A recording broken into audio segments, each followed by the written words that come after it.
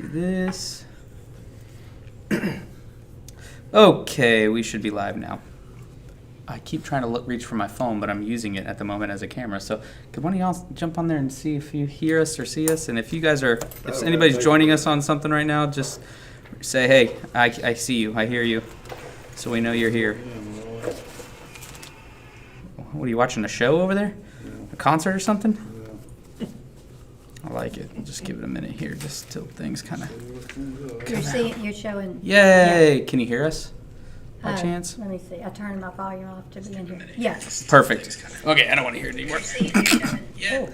Chris. Hi, Chris. How are you guys? All right, I don't have anything on there. Hello, everybody. If you are joining us right now, we've got a room full of people here. Some are off camera like lame ducks over here, because even though now there's this big giant gap right here that's empty and nobody wants to sit by me. Even my own uncle doesn't want to sit by me. I mean, I can't get any relief here. You'd think my own family would accept me, but you know. Same as always deal. That we'll use this time just kind of go in any direction. So if you are joining us online, feel free to write in, please. We would love. I know these guys are like, please say something, so we don't have to come up with anything. But we just want to open up this time here just as kind of an open Bible study. Let the Lord kind of lead it wherever He wants to go. It can be clarifications with regards to the Joseph Bible study. It can be what you're learning in your own Bible study, or if you've noticed some other things. We got somebody in here from Lake Toledo, Bend. So there we go. We're reaching all over the world right now. But wanted to just be kind of a laid back time just to kind of open that chat. So if you're in online, please just interrupt us. Please don't worry about anything other than just typing in, letting us know questions or concerns, or that you agree with us or disagree with us or anything like that. Hi Judy, thanks for joining us. I'm glad you're here. This is really fun for them because none of them see what I'm seeing right now, so they're just seeing me speak to nobody, and that's awkward. Hey, I think you ought to tell everyone what we talked about the Joseph and Judah and what those names represent and how it correlates to other chapters in the Bible. Okay, that's a good starting place. Here comes Danny. He's going to want to talk now. Hi, Danny. Hey, Danny, we are on a Bible live stream. Come on. I know. You don't know what you just walked in on. Oh, thank you. Oh, Thank you didn't have to do that. I appreciate that, sir. Hey, Danny. Okay, so one of the things that we talk about in our class is how Scripture is very, very intertwined.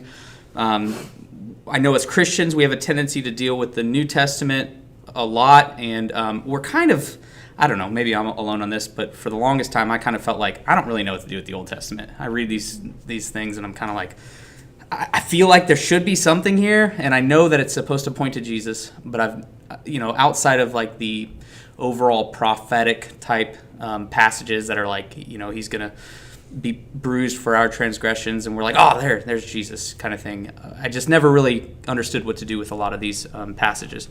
But the more and more I study and the more and more I realize, like, Jesus is everywhere in this. In fact, every single narrative that we're going to read in the Old Testament is somehow trying to reveal some sort of a trope that Jesus will come and fulfill and take care of.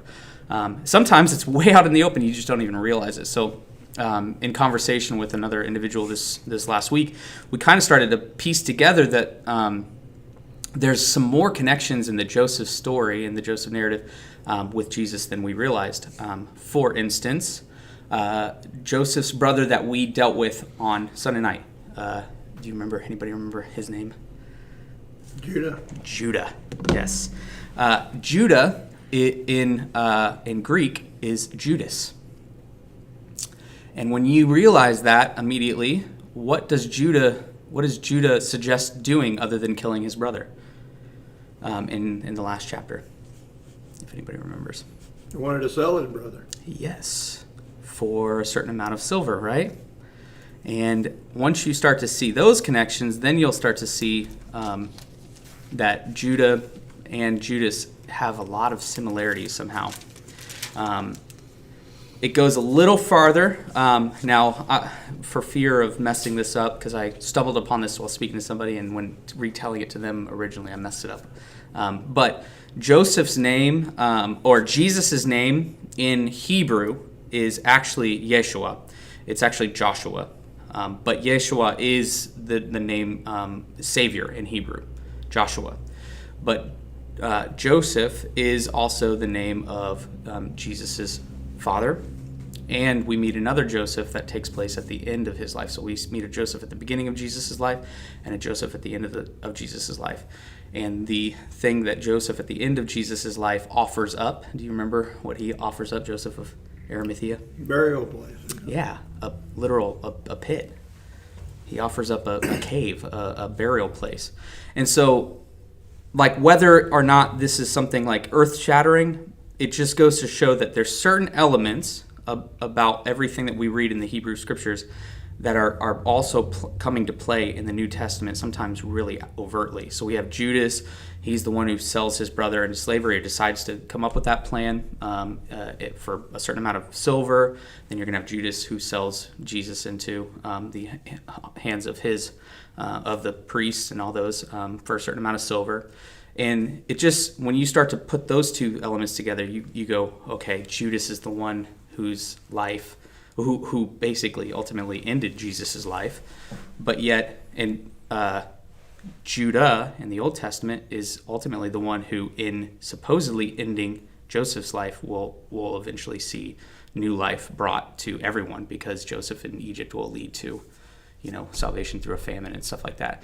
And so you're seeing like all these little plays, but it required Judah to sell him into slavery for the famine to be overcome in Egypt, and it required Judas to sell Jesus into slavery for so the spiritual famine to be overcome, for salvation to come. And so there's more, I think, there that I have yet to kind of like investigate out, but it's something that I think is kind of cool when you really start to see that picture kind of formulate.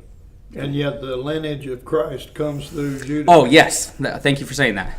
And so the obvious answer would be that through Joseph, Jesus' father Joseph, but now Old Testament Joseph, you think through Old Testament Joseph, that's the lineage of Christ. That's the seed or the offspring of the woman through whom salvation should come.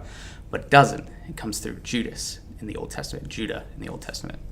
And so those names get really confusing as I'm saying them like that. But it just makes you sit back and think back. Like this whole book is just so much like it's a play on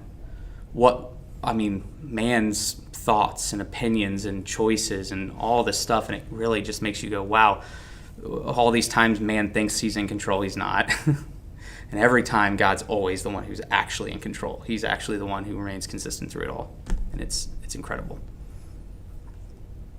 Any thoughts or confusions on any of that? So God's plan basically goes through the one that man would say, this guy's got no chance. He's evil. He's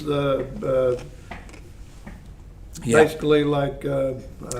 Think about all the. I love to consider it like this. The Bible is often trapping you. Like it's wanting to trap you. It's wanting to guide you to certain outcomes that you think are going to happen, and then just to shift it on you. So like Joseph and Judah are a good situation. Like Jesus comes through Judah's line, and through not only just Judah's line, but Judah's line with his daughter-in-law, Canaanite daughter-in-law. And you're like, okay, that's not exactly. I think God, you could have chosen a little easier way, a different path, right, to go about this. But then you get to people like David. David is the youngest. He's the one who's like shouldn't be king out of all of them. He's the one who doesn't look like Saul, whom all people were like, yeah, he is the stereotypical king. He's the one who should be king, and we all know what happens there. He's a terrible king, and then David's chosen. And you're like, well, that doesn't make any sense. But then David goes on to be a pretty decent human king, just like other humans are. You get to in the Judges, you get Gideon, who I think the Gideon story is hilarious because it starts out by stating that Gideon is he's a mighty warrior, like he's a mighty one for God. and then goes on to prove every which way in which he's not mighty. He's like, prove it to me, God. Prove it to me, God. No, that didn't work. Prove it to me, God. And still God uses him to do these mighty things, even though humanly he's everything but whatever God described him as. And so often we are led into these traps of human failures and faults and what looks right and what doesn't look right. And it's trying to get you to play with all of those rights and wrongs, because that's what started the whole thing. Like, don't partake in that tree of what is right and wrong, for if you do, it'll all be ruined. And it's not that I repeat this often, but I think it's earth-shattering for me to think about, is that God was not withholding knowledge of what is good and bad. Simply by listening to him, they're learning what is right and wrong. But instead, they chose what was right and wrong for themselves. And that's what led to the brokenness and fallen nature. And so then the rest of all the other narratives are all about man choosing what they think is probably for the best. And the world may even say in a lot of those decisions, yeah, I think they made the right decision. But you see how it leads to more death and destruction and chaos. Meanwhile, God comes and is constantly going, no, it's the opposite. A leader is actually a servant. The meek are the ones who will rule and reign, and blessed are the poor. All these things that are just upside down world, because turns out we're actually not that good at figuring out what's actually really good or bad and all that. But it also allows all of us, because all of us are human, it allows us to see from all these examples in the Bible how he takes anybody and changes anybody, and everybody has that opportunity. So, even the ones in the deepest despair can find something in the Bible worse than where they are, and have the answer there. Yep. And one of the traps that I think is fun is, none of us ever read the Bible going, yeah, we're actually like Saul, or we're actually Judah. No, we read these stories like, oh, we're Joseph. We're the heroes. We write ourselves into the heroes of the story.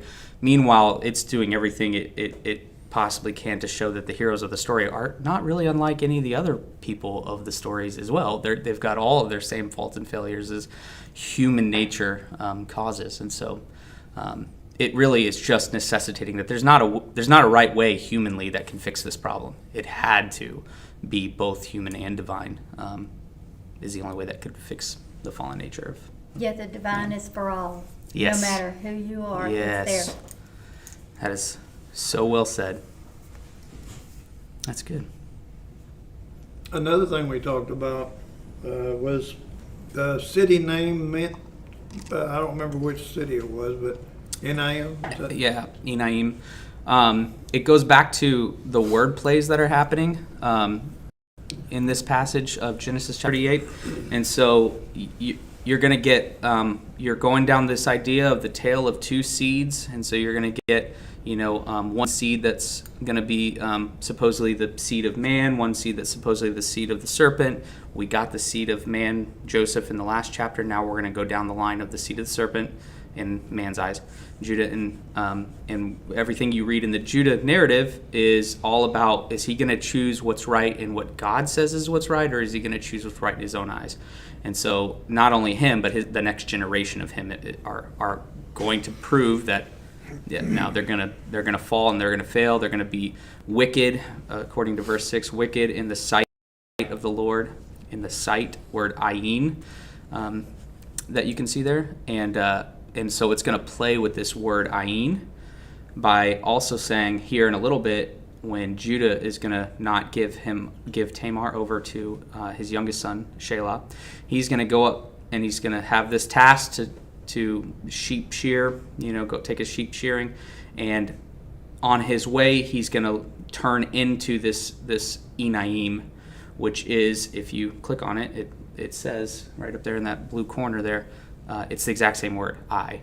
And so it's a place probably for sure, but this narrative is not really about which geological or, what am I trying to say, geographical position.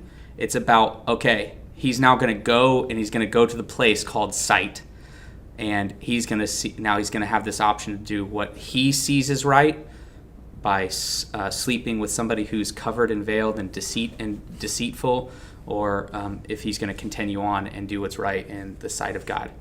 Now, obviously, we know what happens, and the moral of the story is that even though he chose to do what was right in his own eyes, God was still at work. God was still planning on this occurring, and I don't know, not reacting is not a great word for that because he's not reactive, but it didn't surprise him. He knew that he was going to choose what was right in his own eyes as opposed to whatever. But what's interesting is that did you notice that his two sons were killed for doing what was evil in the sight of the Lord? Judah literally deserves to be killed, according to the Leviticus, for sleeping with his daughter-in-law. But him and Timnah him and Tamar and the two sons are spared. And so it kind of just makes you wonder, like, okay, like, number one, what did the other two sons do that were so bad, and number two, maybe it's not quite as simple as writing who's good and bad off, in that situation, because he had every right to take Judah out, really, for this. So everybody's probably not the simpleton that I am, and didn't know that the father was deciding who the wife was going to be, but we're in a different, you didn't get to choose who your wife was, so he was choosing the daughter-in-law to be for his sons. Mm-hmm. And I'm guessing everybody but me probably knows that, but I didn't. Yeah, most marriages, even today, it still occurs in especially Eastern cultures or even third world cultures. Marriage was less of a thought and a feeling and more of a structured security for the family.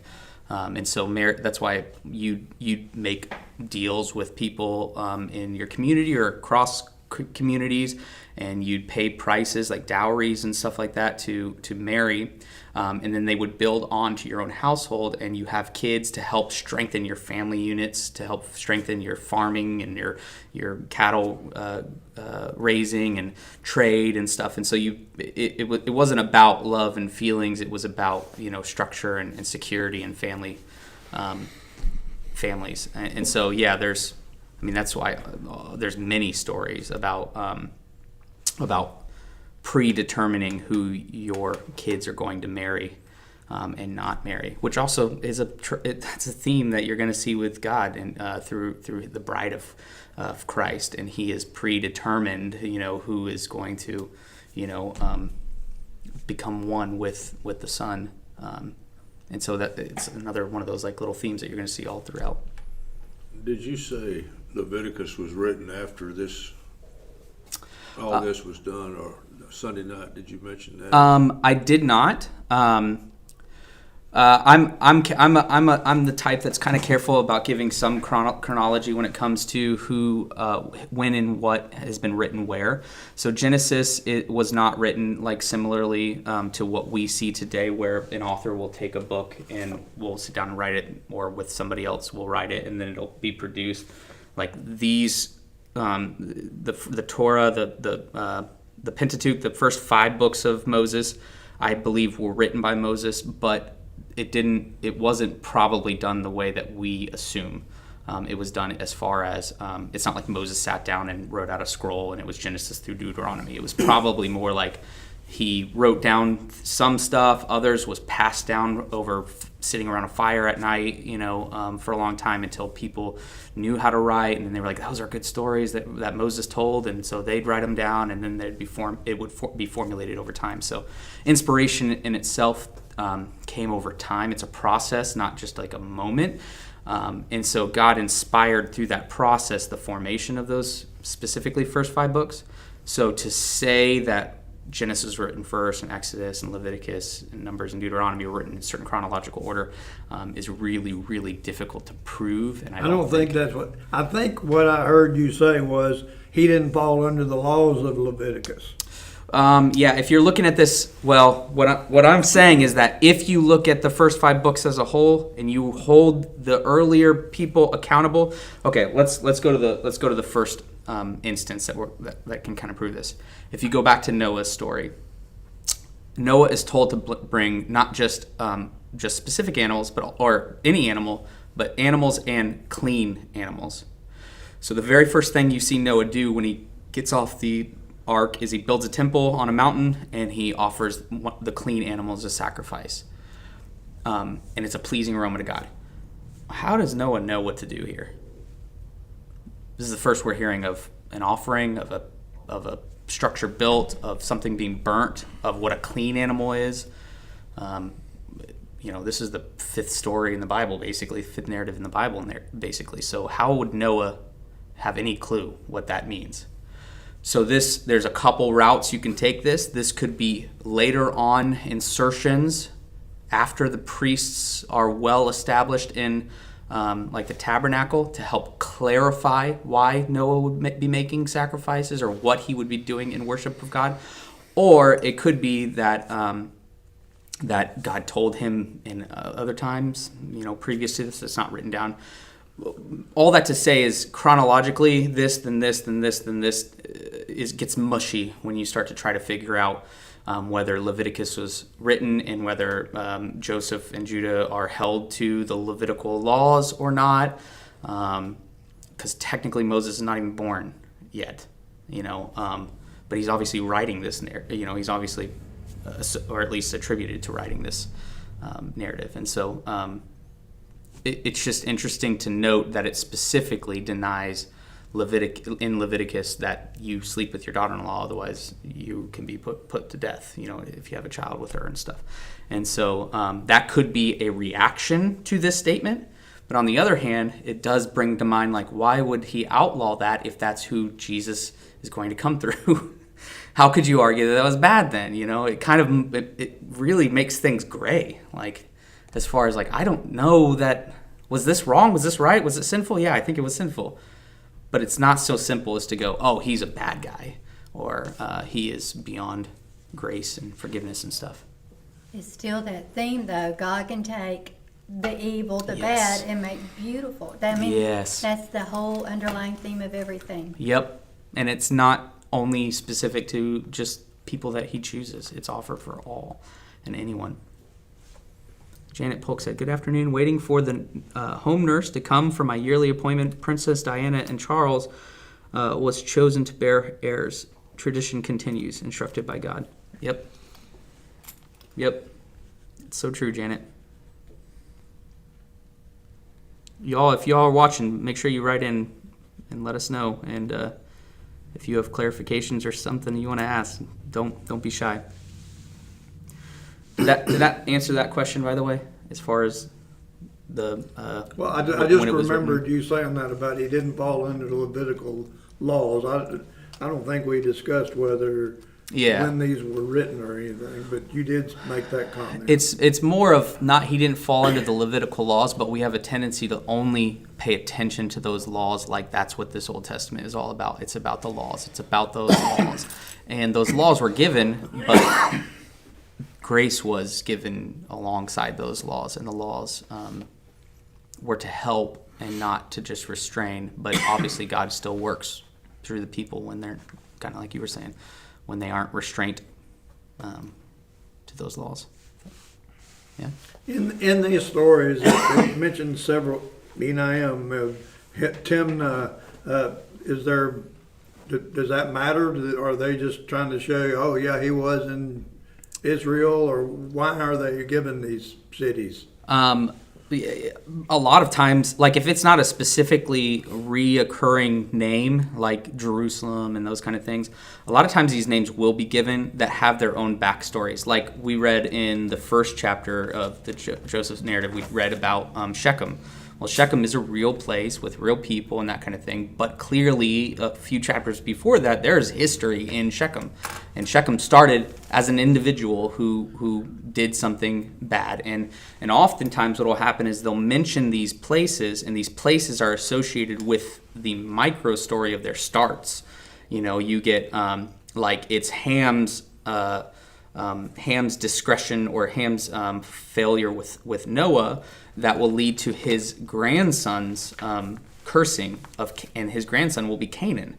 And so a lot of the things that will occur with Canaan and the Canaanites will revolve around a sexual nature of some sort that will lead people away, because the descendants of Ham, Canaan, will reenact the sin of the forefather ultimately, which is exactly what happens with the Israelites too. I mean, they're doing the same things that Abraham and Isaac and Jacob and stuff are doing on repeat, and oftentimes in a much grander scale, which gives us great material when you get to the prophets, who will sit there and say, you, oh Abraham, are doing this, but in a sense, he'll speak about Abraham, but he's clearly speaking about all of Israel, because they're doing the same thing. They're pretending that their marriage with the Lord is not a marriage, but it's more of a family, connection, a sister, and while they're prostituting themselves out to other gods and things like that. And so, a lot of these things, especially in Genesis, are going to be micro stories of the macro picture. I just wondered, in the first right here it says Judah, his wife gave birth to Shelah, and he was in some town. You're like, what does that matter to the price of tea in China? Who cares? Well, and it's the Cherazim or Chezib, which is a Canaanite town, and it literally means like deceit or lie or false. You can see there. And so they'll a lot of times be doing that. So they'll a lot of times kind of give you, they're guiding you into the trap is what's happening. So like if I'm telling you a story and I'm saying, like the other day I was hungry for duck, and so I went to Mallard's, the store, and bought a winged bird that quacks and decided to cook it up and looked like a quack when I cooked it up, and then ate it and decided it was delicious. You'd say, what animal? Goose, right? Goose or duck or... The clear answer would be duck, right? I've now been sprinkling these little things in here, so I'm guiding you into the conclusion just to flip the conclusion and for you to go, oh, wait, what? That's not what I was expecting. So when you get to Judah and his births, you're thinking, oh no, they're going to die. Like somebody's going to die. There's death, destruction. Oh no, that's what life is going to be brought through. This is what salvation is going to be brought through. Wait, what? That's not what. Like 2 people died for lesser stuff earlier. Like how are they not dead? What? And that's where it gets very confusing. And if you look at just these passages on their own, you get how it seems like the God of the Old Testament is this angry God, right? Because too often we're taking those little narratives and we're trying to figure out meaning in those little between the brackets. Meanwhile, you can't. You're not going to ever get a full picture of who God is without looking at the whole, because that's where you figure out the meaning. Have you heard the saying, Scripture illuminates Scripture? Like, that's real. Like, these weird passages that stand out, a talking donkey, bears that maul these kids for making fun of some dude who's bald. It's weird. And maybe you can kind of figure out maybe some meaning behind those things, but unless you're looking at those type of things as a whole, you may not discover those meanings. And don't ask me about it, because those are things I've not figured out yet. Those are still things that I'm still, figuring out. That makes sense? Judy Henshaw said, Tamar was described in the narrative as a prostitute. Judah called her a shrine prostitute. Did he add her description or make his action more acceptable? To make her action more acceptable. That's a good question. And you're going to hate my answer. I don't actually have a really super good answer to it. I'm guessing that what's happening is maybe he is trying to lessen it a little bit, but I don't think it is lessening it, because I think the average person would read cult prostitute versus prostitute like it's still a prostitute. And so he may be lessening it a little bit by changing it into a form of modern day worship of the time, or traditional worship at the time. But on the other hand, all he's done now is he's also made this a religious rebellion just as much as it was a familial rebellion as well. And so I think they're just really trying to hone in on the fact that, look, this was not just a daughter-in-law. This was also a pure carelessness about what God would say is right and what is wrong. He is clearly going about things his own route, his own way, which is where you will be leading to the duck, duck, duck. We've seen death, death, death now and all this stuff, and we're going to get to goose, where he has two sons, and one is going to be the one through whom Christ will come. I'm sure there's multiple layers to this too. I have not. So back in these days, if you went to a prostitute, it was okay. It almost leads you to think that, oh, well, yeah, I went to a prostitute, and he gets a pass for it, and you're like, so that makes it okay, or what's the deal in those days? Culturally, it was normal. Biblically, absolutely not. No. So God wouldn't have given them a pass. It was so culturally they're saying okay, which we probably would today, I guess. We see the pattern of marriage in Adam and Eve, two become one, and then we see the destroying of that pattern in the descendants of Adam, of Cain, who will become Lamech. And Lamech takes two wives and murders two people as opposed to just killing his brother. And so you're seeing that pattern, the blessing of God turned into being used by man in their own ways and so polytheism and polygamy and stuff like that is never part of God's plan.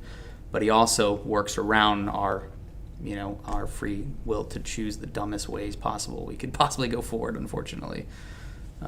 And so, sleeping. It was never going to be. That was never okay. It was not going to be okay. There was no excuse there, as far as that goes.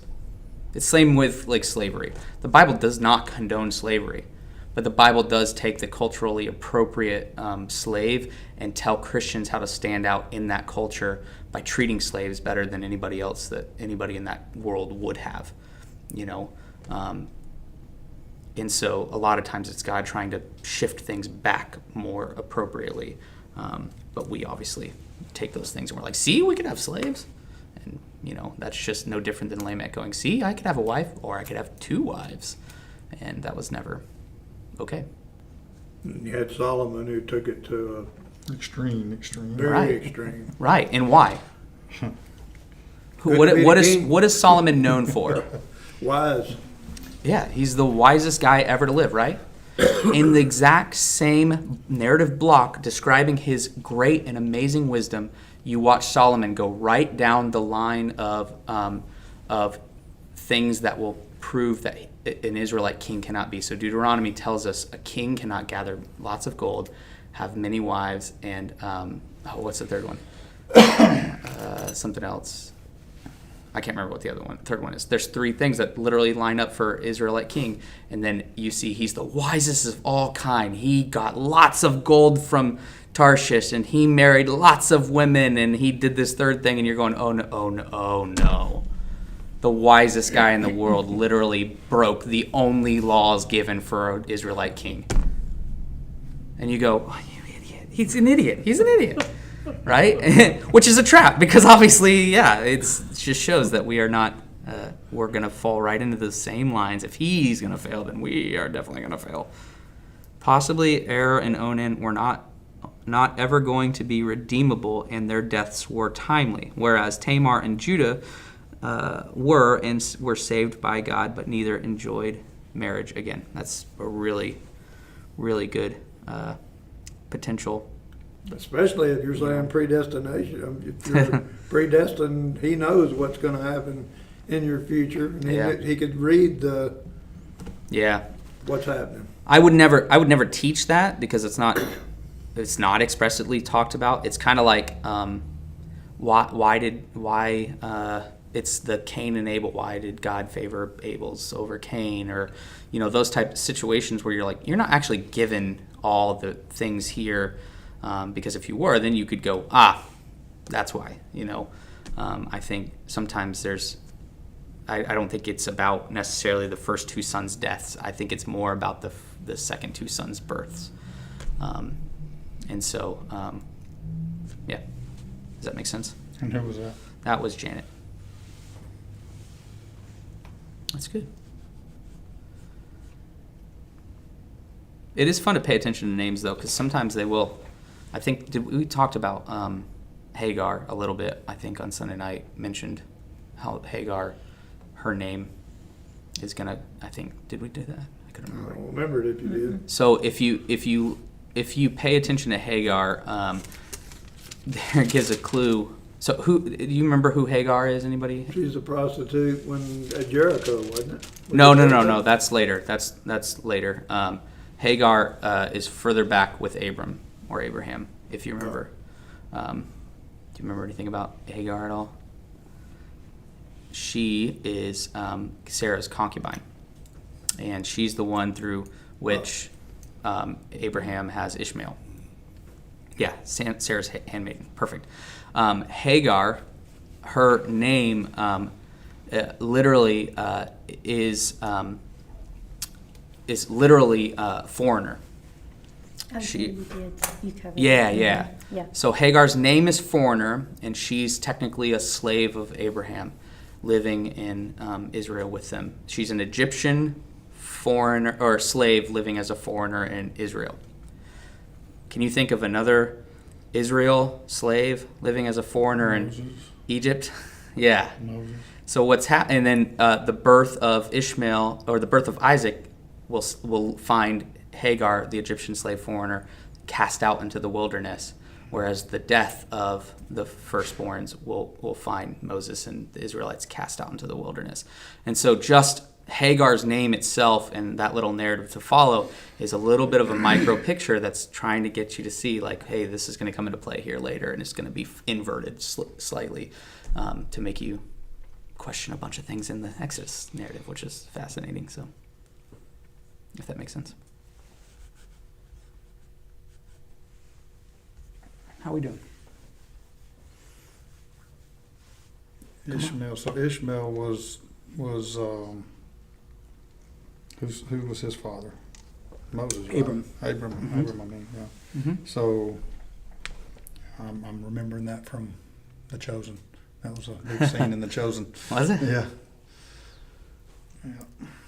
And immediately, once you start, I will say, I do want to say this. There's a lot of, I do get a lot of like, this information is very much like you just open up a fire hose on everybody. It's just like a whole bunch all the time, right? But the reason, number one, of course it is. It's God's word, so it's just going to be like, it's going to be that way. But number two, what it's meant to do is just for you to realize, like, oh man, yeah, this is all so intentional. So that when you get to something like I just saw on the screen, Sarah and Hagar, the story, the very first thing that stands out is when she saw that she had conceived and looked with contempt on the mistress. Yeah, she was jealous of her. Yeah. Does it remind you of any... Oh, wait. We also forgot this part. Abram took. So we have Saul desired and took is a play on the Adam and Eve Eden story. And now you're getting Hagar. We got Sarah's going to offer. Abram's going to take. But now Sarah's going to look at and not desire. She's going to look with contempt. And when you look at those patterns, what you expect to see is Saul desired took, exile, death. Here, Saul desired took, where does she end up? Exiled into the wilderness. But then God's going to send her back and keep her safe. Right? The angel of the Lord found her at a spring of water in the wilderness. You can just see how like they'll throw these little tiny words in there of saw and took, and saw and desired and took, and then you can almost fill in the blank again. Duck, duck, duck, duck, goose. Right? Just for them to flip it again. So she's going to be seen and taken both in Egypt, and now she's going to be sent out into the wilderness, sent back, and then her and her son will be sent back out into the wilderness again. And so there's a whole bunch there. But the fire hose is so that one day when you are reading something will stand out, and you go, wait. This sounds like something. And that's all. Does that make sense? Should have had coffee for this one. I think people are feeling sleepy today. And we also, so Monday we talked about, I like the fact that you read the chapter and then we talked about the individual parts, but you're saying you don't think it's going fast enough. I think you'll find that most of these people are like that we're going through it. Oh, that's not what I just mean. I think we should read it aloud. I think that's, to me, it's very helpful. You start to hear things that you wouldn't see while you're reading it. I just mean, we have to get moving. Otherwise, we're never going to get through the Joseph narrative. So that's why I read through it, and we just kind of touched. One of the things that you and I had talked about afterwards was just, you were like, I mean, I thought it was good. I didn't think there's anything earth-shattering. I'm like, well, yeah, that's kind of be expected at this point, because now we've gone, look, there's earth-shattering stuff here, so let's see if we can test your eyes to see if you begin to get on that path of noticing those things. But we also have to keep moving, because we'll never get through Joseph. we're on the second chapter of. We got to get through chapter 50. Not to teach this class. People would legitimately quit showing up. Summer school if we need to. Yeah. It would just be me and like three.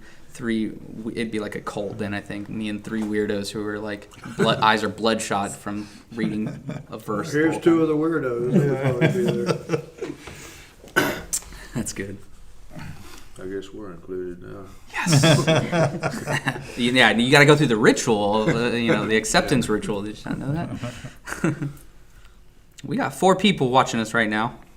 Who are these 4 people, and what are they thinking? Come on, host, you're doing a terrible job. It's just going to be that kind of day again, Adam. Is it? Yeah. Is it?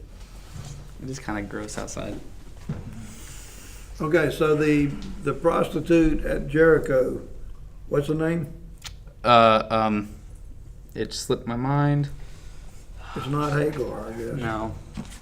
That's the one that winds up being Jesus's, comes through that line of whoever that was. I was thinking it was. Jesus is what? Is Jesus? His lineage comes through that prostitute from Jericho. It's the Rahab. Thank you so much, right. Janet. Very good. Very Yes, good. it's Rahab. Yep. Okay. My bad. Yes, it is Rahab. And she's the one that ties the crimson thread onto, not Rahab, onto the Rehabiah. That's not helpful. Maybe it's R.A. Over there. That'd be true. No.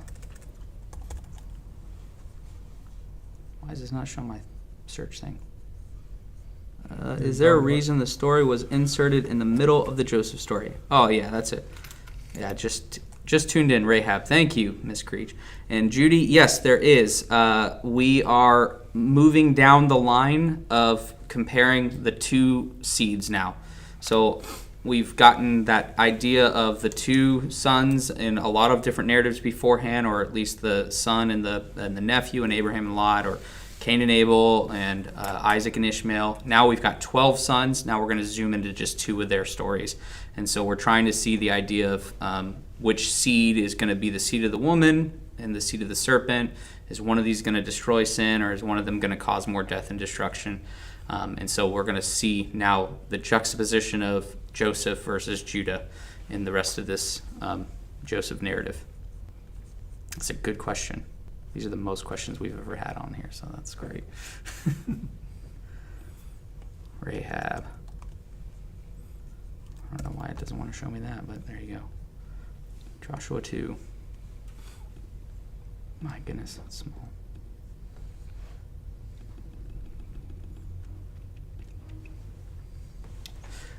There's actually some really cool connections here, not to give away stuff that we'll talk about or maybe in the future. But since you guys showed up today, I think you guys should be able to speak out in class when we get to this point. Joshua is going to send 2 spies send 2 men into the land to spy the land, and she's going to help them. She's going to tie the crimson thing on the thing, and it's going to save her family. Spies are going to come back into play here in the Joseph narrative. It's going to be what Joseph is going to describe, or is going to accuse his brothers of doing. You're here to spy the land. You're here to spy the land. You're spies. He's going to say it a bunch of times.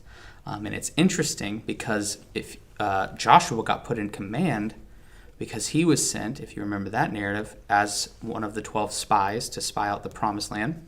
He comes back and only Joshua and Caleb are like, no, we can do this. God's on our side. Meanwhile, everyone else is like, no, we should have gone back to Egypt, and you know the rest of the story. They wander in the desert. But now we have Joshua who's going to send spies. He's going to send 2 spies, and are they going to come back with a true report, or are they going to come back with a false report, just like Joshua was doing? And it's the same predicament that his brothers, Joseph's brothers, are going to be in. Are they going? They've already proven Joseph, if you remember, was sent out to his brothers to bring a true report back, or a report back on his brothers. He's supposed to spy on them. Remember he brought a bad report? Now Joseph's brothers send a lie back, a deception back. And here it's an inversion of those type things. And by bringing back a true report, it ends up saving her and her whole family, and she doesn't tell a lie. Meanwhile, all the people in Israel wander in the wilderness and die because they come back and bring a false report, or a not peaceful Selah report. Shalom report. If that makes sense. Whenever I say, go ahead. Also, when they brought the reports back of who was in the land, they were talking about the giants and is that? Should have mentioned the giants. I knew he was going to talk about those. You have to get the Back to the Nephilim in there Nephilim. somehow. That it is the giants. That was when the 12 men went and spied. Yes, and they come back and they're like, we're like grasshoppers to these things. And think about what he said. Think about all the things that he says. They're fortified, large cities, and the fruit. You should see the fruit. It's huge. It's amazing. It's abundant. It's milk and honey. And immediately you're thinking, yeah, it's Eden. It's the promise. It's where you're supposed to go, right? But there are these giants here, and these giants are descendants of Genesis 6. If you take this route, I think it's very convincing. The Genesis 6 sons of God who saw and took human women and had the Nephilim. And these Nephilim are the mighty men, the giants. And they're the ones who will eventually be the ones who David and his sons will defeat. And who they're the ones who are wiped out in Canaan when God sends Joshua into the Canaanites to wipe out all these people. He's not just murdering a bunch of people, he's murdering a messed up bloodline.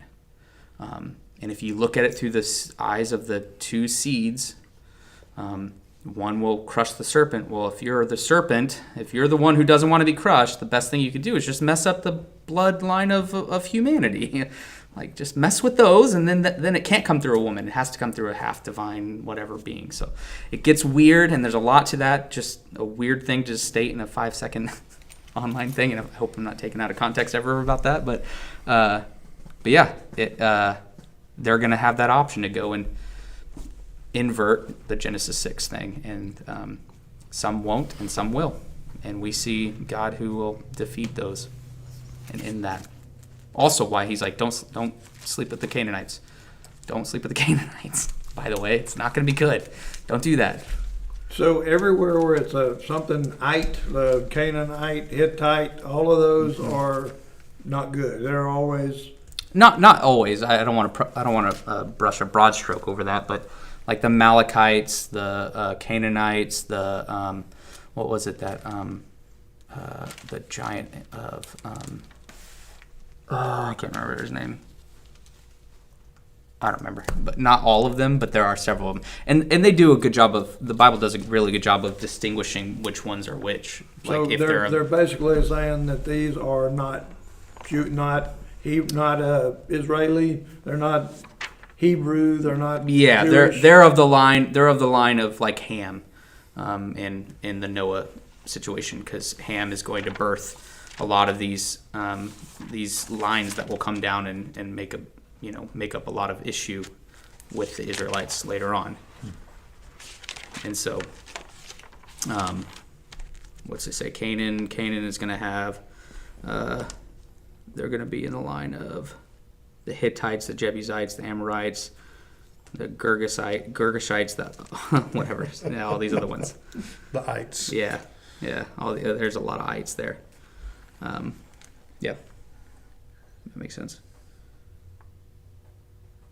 What was the groups that Joseph was sold to? the Ishmaelites, Midianites, Ishmaelites. Okay, that's Well, they're not sold the- to Egypt. But here's another really nerdy thing that we won't get into. But Ham or Canaan is going to be the one who will birth, those that land of the Canaanites, basically.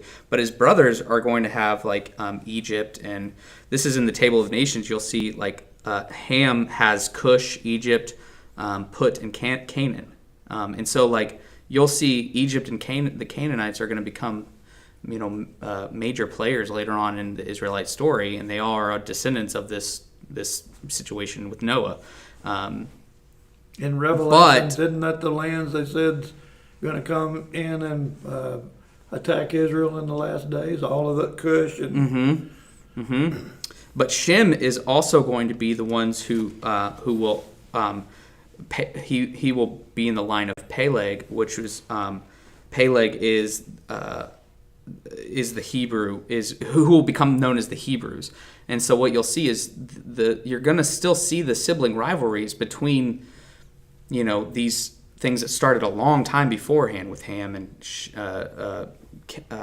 Shem and Japheth and stuff like that. So there'll be situations where like the Ishmaelites will come in and they're gonna take the Israelites down to Egypt. Well, now you're almost seeing like a redemption for Ishmael versus Isaac. You're seeing like now who's going to be sent into the wilderness or into captivity. You're almost seeing like the redemption of like those narratives with Ishmael and Isaac, and same with Ham and Japheth and all those. That it's too much. I won't get into all that, but don't stress about that. It's just the ites there's a lot.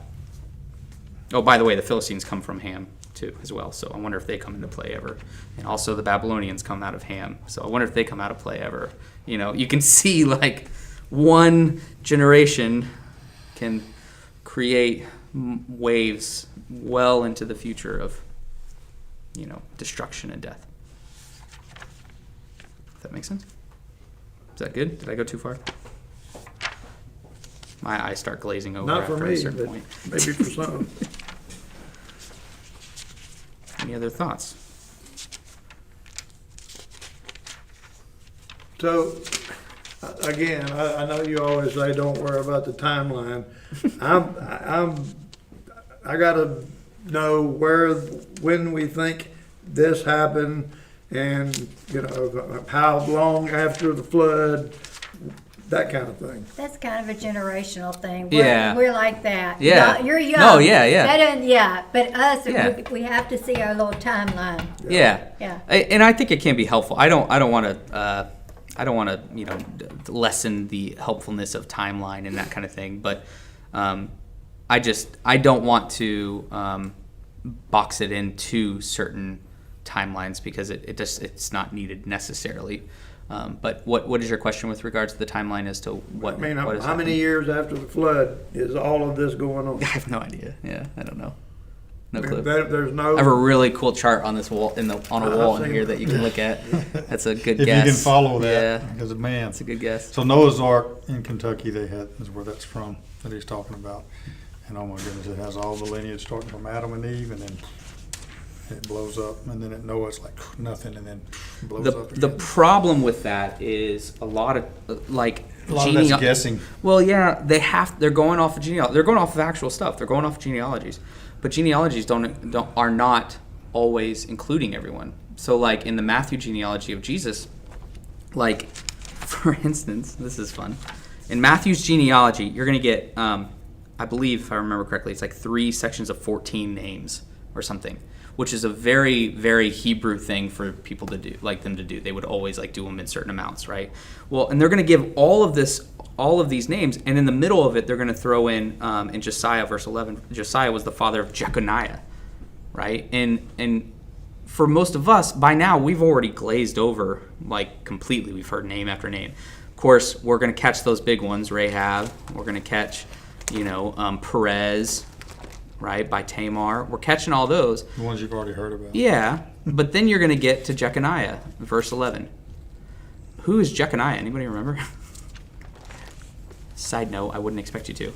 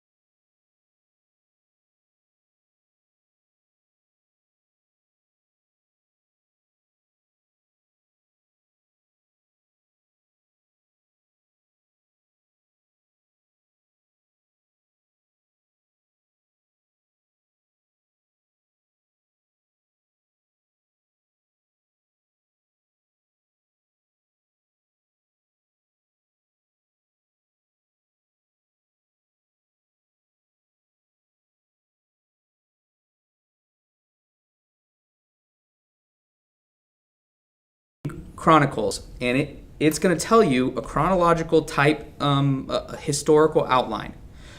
Well, what happens when the world goes, that Persian king did not exist at that time, which is real. This is true. It'll say it was during this time or at this place or whatever, and it's just, it doesn't quite line up. You're forcing, because you're saying this is a chronological historical account, you're forcing it into this box it's not forcing itself into, we are. And we're demanding that, which means when it doesn't match up to history, you go through big questions like, I don't know what to do with this. It's not even matching up with what it said earlier in the other books in Joshua or in the Kings. So how am I talking about that? How does that work?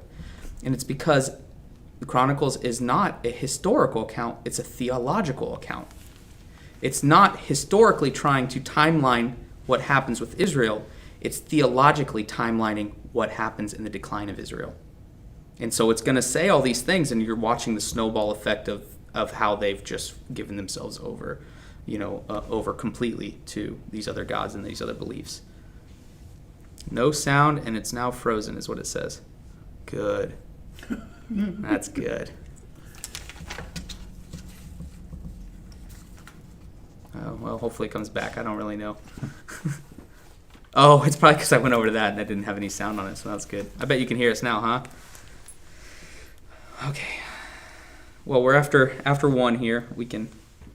Yay, we are back, Janet. You missed all of that. Just go look up Jeconiah. Matthew chapter 1, verse 11. Just pay attention to Jeconiah and follow that little rabbit hole, and you'll find some cool stuff there maybe. Okay. Any other questions or anything? We can let Wade get back to his nap. Okay. Well, thank you guys for joining in person online. I'm going to pray, and if you guys especially online, if this is something you guys enjoy doing, let me know. I'm always okay with doing the Bible study. I could give or take whether it's online or not. So if you guys want to just come in person and do it, we could do it that way. But other than that, just be sure to let us know if this is something that you find value or whatnot, if we should continue doing it or not. But let me pray. God, thank you for this day. Thank you again for a few moments just to clarify some stuff in Scripture. I pray that is the outcome of what we've talked about, that we find greater clarity in all of this. God, I pray that you'll be with us this week. Continue to birth in us a desire to spend time with you and your word, and continue to bless this time in your word. Help us to grow closer to you. God, we love you and we praise you in your name. Amen.